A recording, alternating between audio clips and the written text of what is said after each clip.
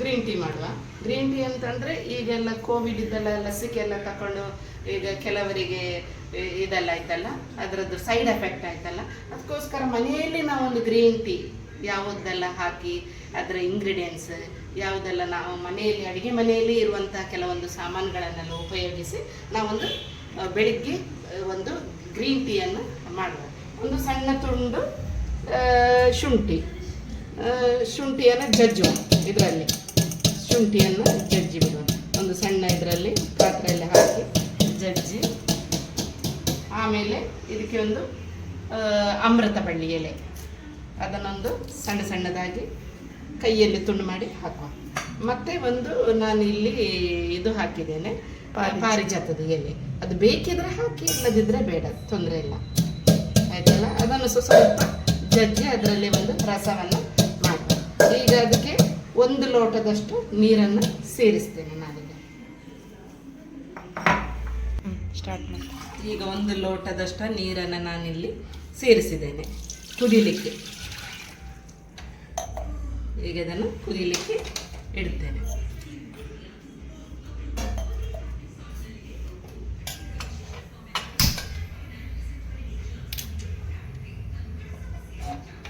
ಇದು ಕುದಿ ಬರ್ತಾ ಇರುವಾಗ ನಾನು ಇದಕ್ಕೆ ಓಮ ಅಂದರೆ ಅಜ್ವಾನ ಪೌಡರ್, ಓಮ ಪೌಡರನ್ನು ನಾನು ಪೌಡರ್ ಮಾಡಿ ಇಟ್ಕೊಂಡಿದ್ದೇನೆ.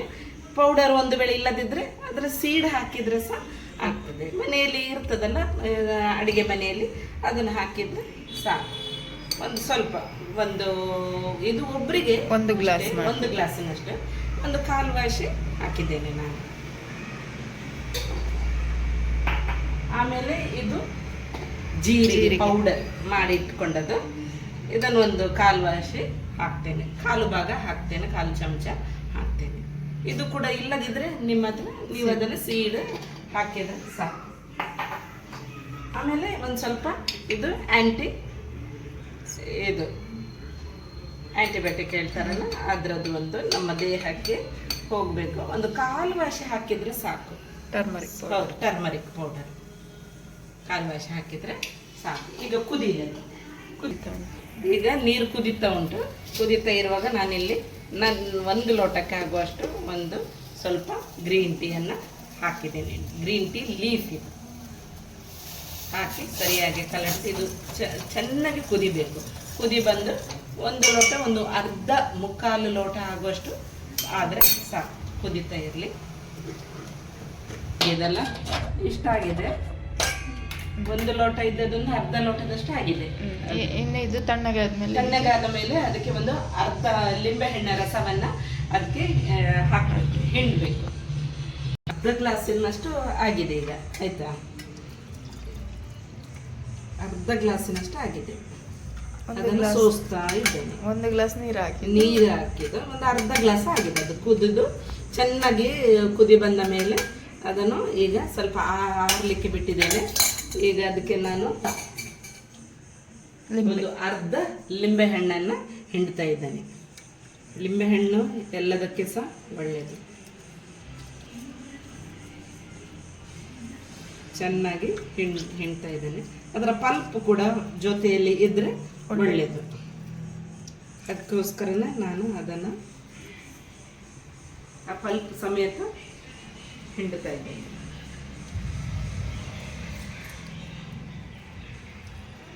ಸಾಕು. ಈಗ ಚೆನ್ನಾಗಿ ಮಿಕ್ಸ್ ಮಾಡಿ ಕುಡಿಯುವುದು ಅಷ್ಟೇ, ಏನು ಬೇಡ ಇನ್ನು ಅದಕ್ಕೆ. ಸೊ ನಾವೀಗ ಗ್ರೀನ್ ಟೀ ಮಾಡಿದ್ವಲ್ಲ, ಅದಕ್ಕೆ ನೀವು ಜೀರಿಗೆ, ಓಮ, ಹಳದಿ ಹುಡಿ ಮತ್ತು ಲಿಂಬೆ, ಶುಂಠಿ ಎಲ್ಲ ಹಾಕಿದ್ರಿ.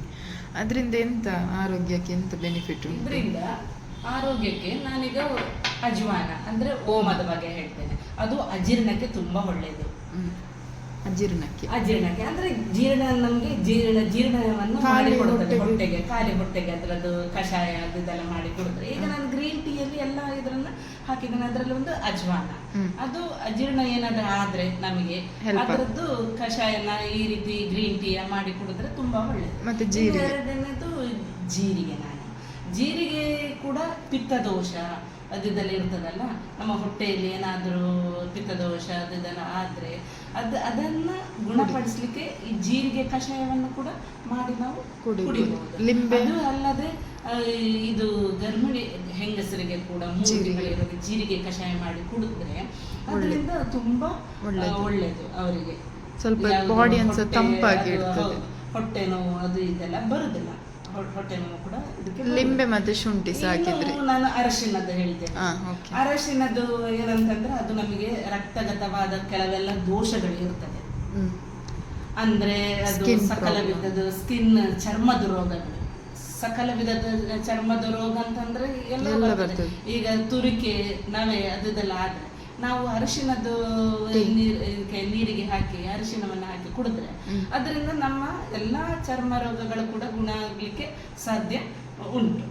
ಇನ್ನು ನಾನು ಲಿಂಬೆ ಹಣ್ಣಿನ ಬಗ್ಗೆ ಹಾಕಿದ್ದೇನೆ ನಾನು ಇದರಲ್ಲಿ.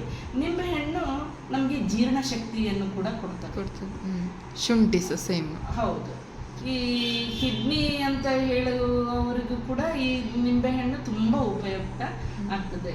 ಕಿಡ್ನಿಯಿಂದ ಆಗುವ ನೋವಲ್ಲಿದ್ರೆ ನಮಗೆ ಒಂದು ಸ್ಟೋನ್ ಏನಾದ್ರೆ ಇದಾದ್ರೆ ಅದಕ್ಕೆ ನಿಂಬೆ ಹಣ್ಣಿನ ರಸ ಈ ರೀತಿ ಗ್ರೀನ್ ಟೀಗೆ ಹಾಕಿ ಕುಡಿದ್ರೆ ಸಹ ಅದರ ನೋವೆಲ್ಲ ಹೋಗ್ತದೆ. ಶುಂಠಿ ಕೂಡ ಜೀರ್ಣಶಕ್ತಿಯನ್ನು ಹೆಚ್ಚಿಸ್ತದೆ. ಒಳ್ಳೆಯದು. ಹೌದು. ಹೊಟ್ಟೆ ಉಬ್ಬರ ಅದೆಲ್ಲ ಬಂದಾಗ ಈ ಶುಂಠಿಯ ರಸವನ್ನು ಕುಡಿದ್ರೆ ಸಹ ಈ ರೀತಿ ಗ್ರೀನ್ ಟೀ ಮಾಡಿ ನಾವು ಕುಡಿದ್ರೆ ನಮಗೆ ತುಂಬಾ ಒಳ್ಳೆದಾಗ್ತದೆ. ಅಂದ್ರೆ ನಾನು ಹೇಳುದು ಈಗ ಬೆಳಿಗ್ಗೆ ಎದ್ದು ಟೀ ಹಾಲು ಹಾಕ್ತಾರೆ, ಸಕ್ಕರೆ ಹಾಕ್ತಾರೆ, ಚಹಾ ಹಾಕ್ತಾರೆ. ಅದು ನಿಜವಾಗಿ ನಾವು ಸೈಂಟಿಫಿಕಲಿ ನೋಡುವಾಗ ಅದು ಬ್ಯಾಡ್. ಒಳ್ಳೆದಲ್ಲ. ನಮ್ಮ ಇದಕ್ಕೆ ಸಕ್ಕರೆ ಹಾಕಿದ್ರೆ ಇನ್ನಷ್ಟು ಸಕ್ಕರೆ ಕಾಯಿಲೆ ಅಂತ ಬರ್ತದೆ. ಕೆಲವರಿಗೆ ಟೀ ಪೌಡರ್ ಬೇಕಿರ್ತದೆ. ಸೊ ಇದರಲ್ಲಿ ಗ್ರೀನ್ ಟೀ ಸಹ ಒಂದು ಗ್ರೀನ್ ಟೀ ಲೀಫ್ ಅನ್ನ ಹಾಕಿದೆ. ಸೊ ಅದಕ್ಕೆ ಮತ್ತೆ ಇದಕ್ಕೆ ಕಂಪೇರ್ ಮಾಡುವಾಗ ಇದು ತುಂಬಾ ಹೆಲ್ತ್ ಬೆನಿಫಿಟ್ ತುಂಬಾ ಉಂಟು ಇದರಲ್ಲಿ. ಅದನ್ನ ನೋಡ್ಲಿಕ್ಕೆ ಹೋದ್ರೆ ಅದರಲ್ಲಿ ಹೆಲ್ತ್ಗೆ ಎಂತ ಸಹ ಬೆನಿಫಿಟ್ ಇಲ್ಲ, ಲಾಸ್ ಇರುದು ಆಕ್ಚುಲಿ. ಶುಗರ್ ಇಂದ ಹಿಡಿದು ಎಲ್ಲ ರುಚಿಯಾಗಿರ್ತದೆ, ಟೇಸ್ಟಿ ಕಲರ್ ಆಗಿರ್ತದೆ ಅಂತ ಮಾತ್ರ. ಇದು ನಮ್ಮ ಜೀವನದ ಒಂದು ಕ್ರಮಕ್ಕೆ ಯಾವ ರೀತಿ ಬೇಕು, ನಾವು ಮನೆಯಲ್ಲೇ ಸಿಗುವಂತಹ ಅಡುಗೆ ಮನೆಯಲ್ಲೇ ಸಿಗುವಂತಹ ಇದು ಕೆಲವೆಲ್ಲ ವಸ್ತುಗಳು, ಸಾಮಾನು, ಉಪಯುಕ್ತವಾದ ವಸ್ತುಗಳನ್ನು ಉಪಯೋಗಿಸಿ ಗ್ರೀನ್ ಟೀಯನ್ನು ಮಾಡಿ ಕುಡಿದ್ರೆ ಇದು ನಮ್ಮ ಆರೋಗ್ಯಕ್ಕೂ ತುಂಬಾ ಒಳ್ಳೆಯದು. ಅದು ಅಲ್ಲದೆ ಈಗ ಕೆಲವರಿಗೆ ಕೋವಿಡ್ ಟೈಮಲ್ಲಿ ಈಗ ಲಸಿಕೆಗಳನ್ನೆಲ್ಲ ಇದು ಮಾಡಿದ್ದಾರೆ. ಲಸಿಕೆ ತಕೊಂಡ ಮೇಲೆ ಕೆಲವರಿಗೆ ಸೈಡ್ ಎಫೆಕ್ಟ್ ಎಲ್ಲ ತುಂಬಾ ಆಗಿದೆ ಅಂತ ಡಾಕ್ಟರ್ನವರು ಹೇಳ್ತಾರೆ. ಹಾಗಾಗಿ ಅಂತ ಇದಕ್ಕೆ ಇದು ಒಂದು ನಾವು ಗ್ರೀನ್ ಟೀ ಎಷ್ಟು ವರ್ಷದಿಂದ ಕುಡಿತಿದ್ದೀರಿ? ನಾನು ಇದನ್ನು ಸುಮಾರು ಒಂದು 10 ವರ್ಷದಿಂದ ನಾನು ಕುಡಿತೀನಿ. ಈ ಟೈಮಲ್ಲಿ ನಾನು ಕೋವಿಡ್ ಟೈಮಲ್ಲಿ ಕೂಡ ಇದೇ ಗ್ರೀನ್ ಟೀಗಳನ್ನೆಲ್ಲ ಕುಡಿದಿದ್ದೇನೆ. ನಾವು ಯಾವುದೇ ಒಂದು ಲಸಿಕೆಗಳನ್ನು ಕೂಡ ಉಪಯೋಗ ಮಾಡಿಲ್ಲ. ಎಲ್ಲದಕ್ಕೆ ಸಹ ನಮಗೆ ಇದೇ ಉಪಯುಕ್ತವಾಗಿದೆ. ಸೊ ನಾನು ಅನ್ಕೊಳ್ತೇನೆ ಈ ವಿಡಿಯೋ ಅನೇಕರಿಗೆ ಹೆಲ್ಪ್ ಆಗಿದೆ ಅಂತೇಳಿ. ಯಾಕೆ ಹೇಳಿದ್ರೆ ಸಿಂಪಲ್ ಆಗಿ ಮನೆಯಲ್ಲಿ ಒಂದು ಗ್ರೀನ್ ಟೀ ಕಷಾಯ ಅಂತ ಸಹ ಹೇಳ್ಬೋದು, ಟೀ ಅಂತೇಳಿ ಸಹ ಹೇಳ್ಬೋದು. ಒಂದು ಏನೋ ಒಂದು ಸ್ಪೆಷಲ್ ಆಗಿ ಹೆಲ್ತ್ ಬೆನಿಫಿಟ್ ಇರುವಂಥ, ಆರೋಗ್ಯಕ್ಕೆ ತುಂಬ ಉಪಯೋಗವಾಗುವಂಥ ಟೀಯನ್ನು ನಮ್ಗೆ ಇವತ್ತು ಅಮ್ಮ ಮಾಡಿ ತೋರಿಸಿದ್ದಾರೆ. ನಾನು ಅವರಿಗೆ ಥ್ಯಾಂಕ್ಸ್ ಹೇಳ್ತೇನೆ. ವಿಡಿಯೋ ನೀವೆಲ್ಲರೂ ನೋಡಿದ್ದಕ್ಕೆ ಥ್ಯಾಂಕ್ ಯು ಸೋ ಮಚ್. ಇದರಿಂದ ಇನ್ನೊಂದು ಜನರಿಗೆ ಹೆಲ್ಪ್ ಆಗುವಾಗಿದ್ದರೆ ಖಂಡಿತವಾಗಿ ಸಹ ನೀವು ಈ ವಿಡಿಯೋವನ್ನು ಶೇರ್ ಮಾಡಬೇಕಾಗ್ತದೆ. ಯಾಕೆ ಹೇಳಿದರೆ ವಿಡಿಯೋ ನೋಡಿ ಕೆಲವರು ಕಲ್ತ್ಕೊಂಡು ಅದನ್ನೇ ಮಾಡಿ ಅವರು ಸಹ ಫಾಲೋ ಮಾಡ್ತಾರೆ, ತುಂಬ ಜನ ಇದ್ದಾರೆ. ಸೊ ನಿಮ್ಮ ಫ್ಯಾಮಿಲಿಗೆ, ಫ್ರೆಂಡ್ಸಿಗೆ ಎಲ್ಲರೊಂದಿಗೆ ಈ ವಿಡಿಯೋವನ್ನು ಶೇರ್ ಮಾಡಿ ಹೇಳ್ತಾ ಈ ವಿಡಿಯೋ ನಾನು ಇಲ್ಲಿಗೆ ಮುಗಿಸ್ತಾ ಇದ್ದೇನೆ. Thank you so much.